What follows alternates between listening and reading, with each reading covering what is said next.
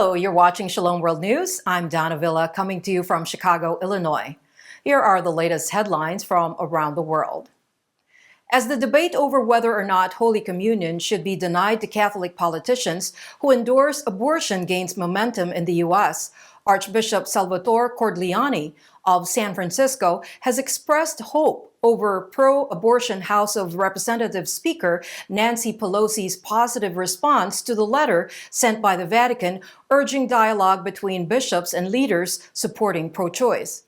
Last week, Pelosi said she was pleased with a recent statement from the Vatican urging prelates to have a dialogue with politicians supporting abortion and help them understand the gravity of the evil they are endorsing. Archbishop Cordileone said that the speaker's response raises hope that progress can be made in this sensitive issue. According to Canon Law 915, Holy Communion should be denied to all, quote, manifest, obstinate, and persistent sinners. Meanwhile, in the U.S. state of Ohio, Catholics will return to the pews for Holy Mass on Sundays and other holy days of obligation starting the weekend of June 5th and 6th, as 6 dioceses have reinstated the Sunday Mass obligation.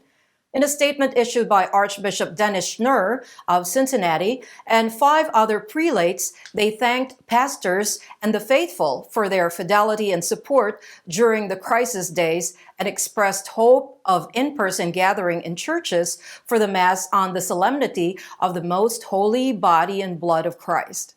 Although Governor Mike DeWine has not ordered the closure of places of worship in the wake of the pandemic spread, dioceses in the state took the decision in March last year to dispense Catholics from attending Mass in person. The Apostolic Nuncio to Kenya, Archbishop Hubertus Mateus Maria van Megen, has exhorted believers to abstain from tribalism, which paves the way for division. Instead, the prelate has urged them to embrace harmony. The Archbishop was addressing the faithful during the consecration of the Cathedral of Christ the King in the Diocese of Bungoma. The nuncio said that the people of God comprise a family which goes beyond tribal differences. He also paid tribute to the contribution of believers in building the largest cathedral in the nation. Archbishop Megan also reminded the faithful that the cathedral is the house of the Lord, and the only word spoken there should be the word of God. Ethnic strife is one of the main issues plaguing the country, which witnessed sectarian violence in 2007 that killed 1,200 people. The targeted vandalism of Catholic churches and sacred objects in the United States still continue, and the latest incident took place in Brooklyn, New York.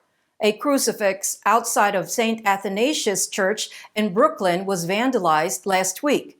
Erected in 2010 in memory of Fay Cassato, the mother of Monsignor David Cassato, who was serving in the parish, the crucifix was found toppled over and broken. A flag of the U.S. was also found burned in front of the rectory.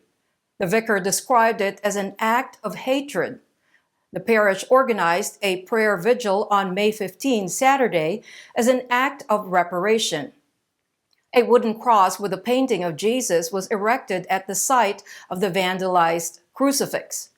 Over the past few years, the number of incidents of vandalism targeting churches has been on the rise. Ahead of elections in Mexico, the country is witnessing a rise in political violence, with several leaders falling prey to criminal gangs competing for influence and power. The Archdiocese of Mexico has appealed to citizens to give up violence and choose the best political proposal to help rebuild the nation. The Archdiocesan Weekly Desde la Fe has said that the run-up to the election on June 6th is the most violent in its history. The report also said that from March 4 through April 30 this year, 234 cases of threats or attacks against candidates were reported, and 12 of them were murdered. Pope Francis has voiced concern over the demographic crisis that is plaguing Italy. While speaking at a conference on the alarming population dip in the country, the Holy Father called for government policies to provide necessary financial help that encourages young people to remain in Italy and have families. Italian Prime Minister Mario Draghi pointed to the low birth rate at the conference and warned that it would make the country cease to exist eventually.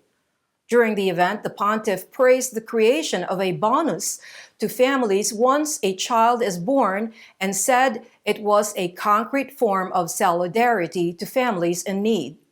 Italy has one of the lowest fertility rates in the European Union at 1.27 live births per woman compared to the average of 1.53. The U.S. Supreme Court will consider a case that involves Mississippi's Gestational Age Act, which bans abortions after 15 weeks. On Monday, May 17, the court agreed to hear the case of Dobbs versus Jackson Women's Health Organization. The court will consider the petition question on, quote, whether all pre-viability prohibitions on elective abortions are unconstitutional. The new case will potentially question the landmark Roe v. Wade ruling, which prohibits states from banning abortions prior to the viability of the unborn child. On behalf of Jackson Women's Health Clinic, the only abortion clinic in Mississippi, the Center for Reproductive Rights sued the Mississippi state for its Gestational Age Act, signed into law in 2018. It banned abortions after 15 weeks, except for cases where the mother's life is in danger or the unborn child has a severe abnormality and is unable to survive. And those are your latest headlines. Do join us tomorrow. In the meantime, you can visit swnews.org.